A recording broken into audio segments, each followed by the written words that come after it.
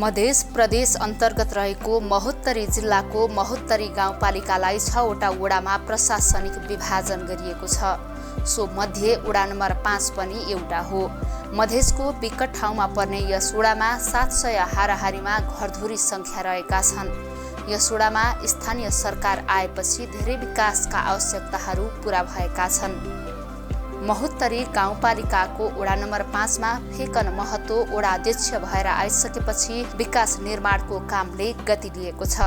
विगत 5 वर्षको अवधिमा थुप्रै विकासका परिवर्तन भएका छन्। यस वडाले धेरै बजेट सडक तथा बाटो निर्माणमा खर्च गरेको छ। हिलो र धुलो मात्रै हुने सडकको अवस्था सुध्रिएको छ। अहिले साना ठुला सबै सडकमा माटो बिछाइएको छ भने धेरै ठाउँमा ढलान भएको छ। जगह जगह गली गली अभी बहुत गली है जो छूटल है, ढलान सब करे छै। बहुत एहन गली सब में हमकी के बजट है तो सब से ढलान करबे।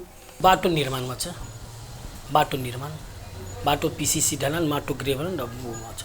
पहिलेदेखि गत सालदेखि अब सबै बजेट यसैमा हाले छ। बाटोघाटोमा बाटोघाटो दैले छ। गली गलीमा हजुरको बाटो छ, पीसीसी ढलान भइसकेको छ। अब यहाँ जस्तै तपाईको ह्यान्ड पाइपको पनि व्यवस्था गरेछ। 10-15 लाखको त्यसमा पनि थियो। अहिले बाटोघाटोमा 75 लाखको काम छ। त्यसमा सबै आफ्नो आफ्नो विभाजनमा गरेछ कि संघीय संरचना मार्फत स्थानीय सरकार आएको पनि 5 वर्ष पूरा हुनै लागेको छ। यस अवधिमा जनप्रतिनिधिहरूको सक्रियतामा भौतिक पूर्वाधार, नयाँ संरचना निर्माण, सामाजिक विकास तथा शिक्षा, स्वास्थ्य, खानेपानी, कृषि जस्ता क्षेत्रमा जनताले चाहे अनुरूप नै विकासका परिवर्तनहरू भएका छन्। यस वडामा सबैभन्दा धेरै बजेट सडक निर्माण तथा मर्मतमा खर्च गरिएको हुनाले धेरै जसो भित्री सडकहरू ढलान गरिएको छ, जसले गर्दा जनतालाई हिँडडुल गर्न सहज भएको छ। निर्वाचन भए हमर काम है जे ढलान के लिए जगह जगह पर, ग्रेवल के लिए जगह जगह पर कल गाड़ लिए। प्रथम साल पीपीसी ढलान हिरदुआ में,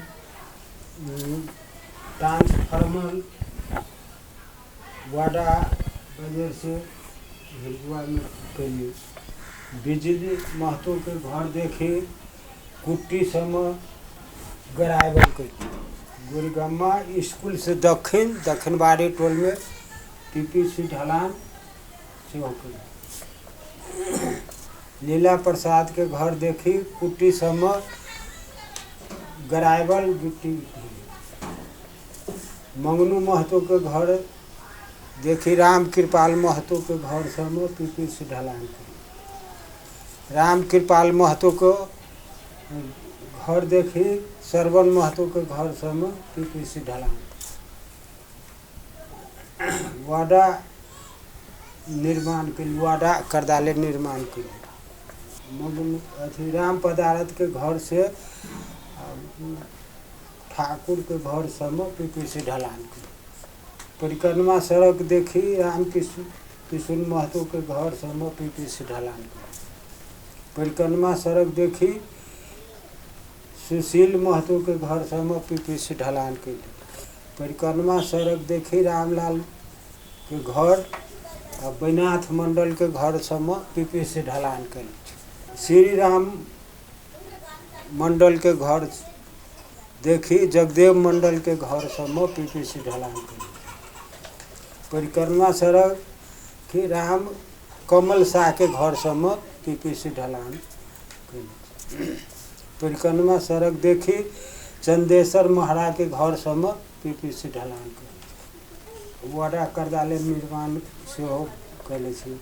बिंदेश्वर महासेठ के घर समय, हरिचंद महतो के घर समय पीपीसी ढलान के। परिक्रमा सड़क देखी, महेंद्र शाह के घर, श्री नारायण शाह के घर देखी, पीपीसी ढलान। जगदीश शाह के घर देखी, कुट्टी टोल हो, डोम टोल समय, आराम के घर समय गिट्टी ग्रेवल से हो, वाडा के वजह से। यस वडामा 2 वटा आधारभूत विद्यालय रहेका छन्। चेत नारायण सूर्यनारायण आधारभूत विद्यालयमा कक्षा 3 सम्म पढाइ हुने गरेको छ। यो विद्यालयमा वडा कार्यालय तथा गाउँपालिकाले आवश्यकता अनुसार विभिन्न सहयोग गर्दै आएका छन् भने दरबन्दीमा 1 जना शिक्षक पनि उपलब्ध गराइएको छ। त्यस्तै अर्को राष्ट्रिय आधारभूत विद्यालयमा कक्षा 8 सम्म पढाइ हुन्छ। यस विद्यालयमा पनि दरबन्दी कम भएकाले पढाइमा असर हुन नदिन वडाको दरबन्दीमा एउटा शिक्षक व्यवस्था गरिएको छ। यो बाहेक विद्यालयका विभिन्न भौतिक संरचना निर्माणमा पनि वडाले आवश्यकता अनुसारको सहयोग गर्दै आएको छ।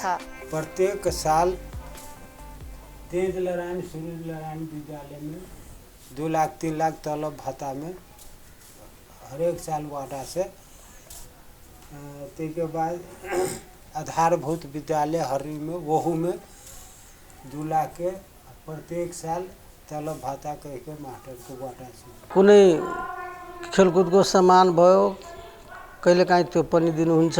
विद्यार्थीलाई एकचोटि बाल विकासलाई लुगा पनि दिनुभएको थियो हाम्रो गाउँपालिकाबाट। यता विद्यार्थीहरूको यो कोभिडकोले गर्दा मास्क सेनिटाइजर साबुन यस्ता सामानहरू उहाँले दिनुभयो। लकडाउनको कारणले त पढाइ लेखाइ अस्तव्यस्त भएको अवस्था थियो। अब त्यसलाई हामीले सुधार्नुपर्ने अवस्था अब किनभने विद्यार्थीहरूको पढाइ लकडाउनमा पढाइ नभएपछि निश्चित रूपमा विद्यार्थीहरूको पठन पाठन अवरोध भएकोमा विद्यार्थीहरूको अलि शिक्षण सिकाइ क्रियाकलाप त्यति प्रभावकारी नभएको मैले महसुस गरेको छु। 0 देखि 5 कक्षासम्ममा यहाँ दरबन्दीमा तपाईको 4वटा सर मात्रै हो र 4वटा सरमा दरबन्दी यहाँ अपुग देखिएकोले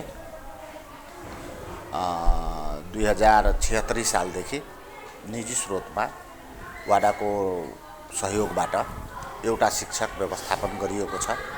भौतिक अवस्थालाई ध्यान राख्दाखेरि मैले कम्पाउन्ड वाल 4 लाखको एकपल्ट मैले पाएको छु र त्यो बनि पनि सकेको छ। त्यसपछि 6 लाख 6.5 पनि 7 लाखको टोयलेट गाउँपालिकाबाट आयो। यो वडाले सडक र पूर्वाधार विकाससँगै गाउँपालिका भित्रका स्वास्थ्य संस्थाका पूर्वाधार विकासलाई पनि प्राथमिकता दिएको छ। यस वडाको स्वास्थ्य अवस्था पनि राम्रो छ। वडा कार्यालय र गाउँपालिकाको पहलमा स्वास्थ्य चौकीमा कर्मचारी व्यवस्थापन गर्नेदेखि साधारण स्वास्थ्य उपचारका लागि आवश्यक पर्ने विभिन्न प्रकारका औषधिहरू निःशुल्क रूपमा उपलब्ध हुँदै आएको छ। स्वास्थ्य की अवस्था बढ़िया गुरगम्मा में स्वास्थ्य चौकी पड़ी थी यही वार्ड में, वो 6 में 5 में 6 में है, लेकिन वो ये तो 5-6 दोनों सटले है तो वही सुविधा लोग ले। स्वास्थ्य शाखाबाट औषधिहरू दिन्छ गाउँपालिकाबाट। फेमिली प्लानमा पिल्स डिपो कन्डम छ, त्यो यहाँ त paracetamol, azithromycin, matron, salbutamol, ORS, त्यसपछि एमोक्सिसिलिन, जिंक। अहिले त कमन कोल्ड फिभर अस्थमाको पेसेन्ट आउँछ के बढी। तराईको ठाउँ भएकाले यहाँका सबै मानिसहरू खानेपानीका लागि चापाकलको नै प्रयोग गर्छन्। चापाकल राख्न नसक्ने गरिब तथा विपन्न परिवारको लागि वडाको बजेटले चापाकल वितरण तथा टोलटोलमा डिप बोरिङ गरिएको छ भने सबै सार्वजनिक स्थलमा पनि चापाकल राखिदिएको छ। हाल सबै नागरिकका घर घरमा खानेपानीको राम्रो सुविधा रहेको छ। खाने पानी तो ये सब हर गांव में हर घर में कल है। ये 100, 125, 150, 200 तक में बढ़िया पानी हो। खाने पानी लोग हर एक आदमी ही गाड़ी आ न है तो गाड़ी दिली। तो इसके बाद अपन बजट वाटर बजट से कल जगह जगह सार्वजनिक ठाव पब्लिकों के जे कल के आवश्यकता पड़ले तो ये कल से गाड़ ले। तराईको क्षेत्र मलिलो हुने भएकाले यसलाई अन्नको भण्डार मानिन्छ। त्यसकारण यहाँका अधिकांश मानिस जीवन निर्वाहका लागि कृषि पेसामा आश्रित भएका छन्। सो अनुरूप यस वडामा धेरैजसो धान, मकै, गहुँ, उखु, दलहन लगायतका बाली उत्पादन हुने गर्दछ। विशेष गरेर महोत्तरी गाउँपालिकाको वडा नम्बर 5 मा चाहिँ सुर्ती खेती बढी हुने गर्दछ। त्यसैले वडा कार्यालयले कृषि क्षेत्रको विकासका लागि कृषि विद्युतीकरण, नदी नियन्त्रण, सिँचाइका लागि बोरिङ जडान, कृषि उपजको बजारीकरणका लागि कृषि सडकको निर्माण लगायतका काम गरिएको छ। पहिले यहाँ कृषि कार्य गर्नका लागि पर्याप्त मात्रामा सिँचाइको सुविधा थिएन। हाल जनप्रतिनिधिको पहलमा बाँध बाँधेर कुलो निर्माण गरिएको छ भने बोरिङ पम्पबाट पानी निकालेर सिँचाइ गरिँदै आएको छ। उपजामे यहाँ धान खेती होइ छै, त्यसके बादमे खैनी खेती बड होइ छै, कोबी, आलू, अनेक रंगके खेती गाममे होइ छै। सुर्ती खेती बहुत होइ छै, गहूम होइ छै, खेसारी होइ छै। खेती तऽ ये सब खेती होइ छै। सिंचाइके तऽ ये कोनो सुविधा न है। कहाँ जगह जगह पर बोरिंग 3-4 इंची वाला ओते लेरे न है। वही सबसे अपन किसान करे छै। कृषि के क्षेत्र में आब 2-3 बजे गहूँमके बिया आनि के बटलिए, तकर बाद सिजमन घिउरा के बिया बटली। वह काम सब कृषि के कोनो नाला पानि चाहे से काम सब न है। बांध बना रहली है, पानि सब लोग सब भर के घर बना लेले है, कोई कथु कैले है। धार्मिक हिसाबले यो वडा हिन्दू धर्मावलम्बीहरूको बाहुल्यता रहेको ठाउँ हो। त्यसैले यहाँ रहेका विभिन्न मन्दिर तथा धार्मिक क्षेत्रको जीर्णोद्धार लगायतका काममा पनि वडा कार्यालयले प्राथमिकताका साथ आफ्ना गतिविधि सञ्चालन गर्ने गरेको छ। यस वडाभित्र हिर्दुवा, सीताकुण्ड र ब्रह्माथान गरी 3 वटा मन्दिर रहेका छन् र अझै केही मन्दिर निर्माण हुने चरणमा छन्। यसै गरी विभिन्न धर्मशाला र कोठी पनि निर्माण भएका छन्। यस्ता धार्मिक तथा सांस्कृतिक क्षेत्रको संरक्षण तथा सम्वर्धनका लागि वडा कार्यालय तथा गाउँपालिकाले ठूलो सहयोग गरेको छ। भोला बाबा के मंदिर गांव स्तरीय योजना रहे, मेयर साहब के महत पहल करके भोला बाबा के मंदिर बने। ब्रह्म स्थान कंपाउंड वाले हरी में से वडा के बजट से केले। सलेश के मंदिर से निर्माण वडा के बजट से केले। पुरबारी कुट्टी पर प्रदेश सरकार के बजट से पहल कैले छी। अब ये धर्मशाला निर्माण से हो गए। मठ मंदिर वार्ड में 2 जगह है, सीताकुंड, एगो हिरदुआ, एगो यहाँ 3 जगह। मठ मंदिर में वहाँ अथी से कोनो अथी से वहाँ चारू घर घाट बनली है। के बाद वो रोड ढलली सीताकुंड पर। और मठ मंदिर धर्मशाला बनली है, शौचालय बनली है। हिरदुओ मठ मंदिर धर्मशाला बनली है। ये पुरबारी कुट्टी कहे छै, पुरबारी कुट्टी।